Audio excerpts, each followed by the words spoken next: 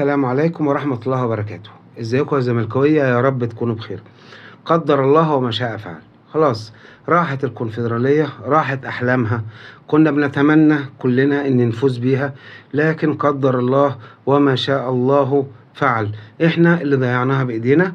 كابتن معتمد جمال وخوفه هو ده السبب اللي خلانا نوصل اللي احنا فيه. انا مستغرب من كابتن معتمد. انت بتكسب كل الماتشات اللي فاتت وكنت ماشي كويس لغاية ماتش المصري. ايه اللي جرالك بعدها؟ هل مثلا خفت؟ هل انت مالكش في المباريات الكبيرة؟ ليه؟ بالعكس، ده المباريات الكبيرة اسهل من المباريات الصغيرة. يعني انا لما لاعب فريق زي اتحاد العاصمة افضل بالنسبة لي ما لاعب الاهلي. فاهم؟ فانت بتيجي تلعب مثلا قدام اتحاد العاصمة وفي ارضك وفي وسط الجمهور اللي ملوش مثيل على كوكب الارض ده.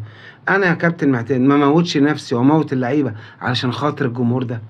انا اضيع من ايدي ماتش زي ده.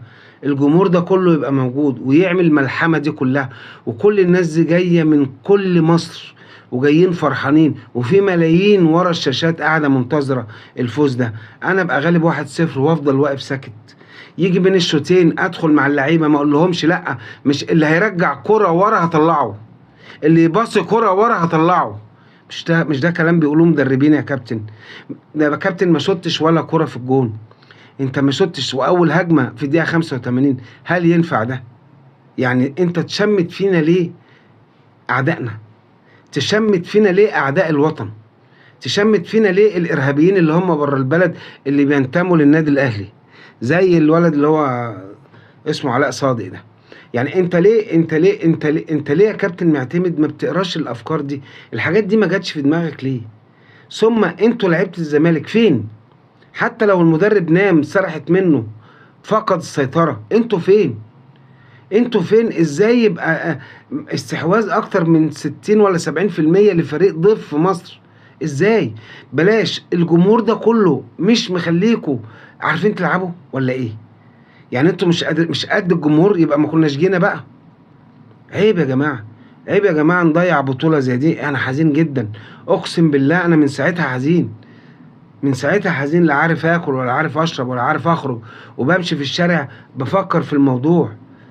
بفكر لان انا كنت في الماتش وزعلت قوي، وراجع بالليل حزين، حزين جدا. وصعب عليا الجمهور وصعب عليا الاطفال والبنات والناس الكبيرة والناس المحترمة الراقية دي. يا كابتن معتمد انت معاك اعظم جمهور في العالم، اعظم جمهور في العالم مش في مصر. انت معاك جمهور محترم ابن ناس، مش همجي، مش جمهور همجي. شفتوا يا جماعة جمهور الزمالك وأدبه وأخلاقه؟ يعني للأسف اتغلبنا والاستاد فيه حوالي 100,000، مفيش إزازة اترمت في الملعب زي الأهلي طبعا. يعني بقارن، يعني شوفوا الفرق بيننا وبين جمهور الأهلي. أكيد انتوا عارفين جمهور الأهلي عمل إيه في ماتش الترجي، الماتش اللي قبل الترجي الجيش الملكي، اكيد عارفين. تخيلوا، شفتوا ادب واخلاق ورقي جمهور الزمالك واحترامه لنفسه؟ جمهور محترم. بالنسبه بقى للاحترامه بنفسه دي، شغلتني حاجه وزعلت جدا عليها واتضايقت، ولو اني اتوقع ان هي تحصل. يعني ان في بعض من جمهور الاهلي حضر مع اتحاد العاصمه في الاستاد، وحضروا مقابل تيشيرت اتحاد العاصمه ووجبه، وتقريبا 200 جنيه تقريبا يعني. طب انت كمصري ازاي تعمل كده؟ يا اخي سيبك يا اخي من كرهك للزمالك. انت شكلك ايه قدام الجمهور الجزائري؟ يعني انا مثلا رحت الجزائر مثلا، واجيب واحد مثلا بيشجع بلوزداد مثلا ضد اتحاد العاصمة، هل هو كرامته هتقبل ان اديله فلوس ولا اديله تيشيرت مقابل ان يجي يخون ابن بلده ويجي يشجع؟ هل هو هيقبل؟ اكيد مش هيقبل. ليه؟ لانه شريف محترم، ما يعملش كده. انت بقى فاكرها فهلوه، فاكرها ان انت ايه، ولد كده ايه، صوتك ده يدخل يخسر الزمالك والزمالك يخسر البطولة وانت تبقى ماشي متنشي فرحان. ايه ده؟ ايه اللي بيحصل ده؟ ايه اللي بيحصل لنا ده؟ هل السوشيال ميديا أثرت في عقول الناس كده؟ هل يعني مثلا ان انا عاوز اخد لقطة او اخد ترند، او الكراهية وصلت ان انا اتمنى هزيمة الزمالك كده وادخل اشجع فريق اجنبي قصاده. ده ان دل على شيء يدل على ان الزمالك اكبر منك واكبر من اللي انت بتشجعه، واحسن منك واحسن من اللي انت بتشجعه. والزمالك ده عمك وعم الكل. طالما انت بتعمل كده، بتقف مع نادي غريب جوه ارض بلدك ضده، يبقى انت ما تستاهلش انك تبقى كويس. اقسم بالله لو بايدي لانزع منك الجنسية واطلعك بره وعرفك ان الله حق.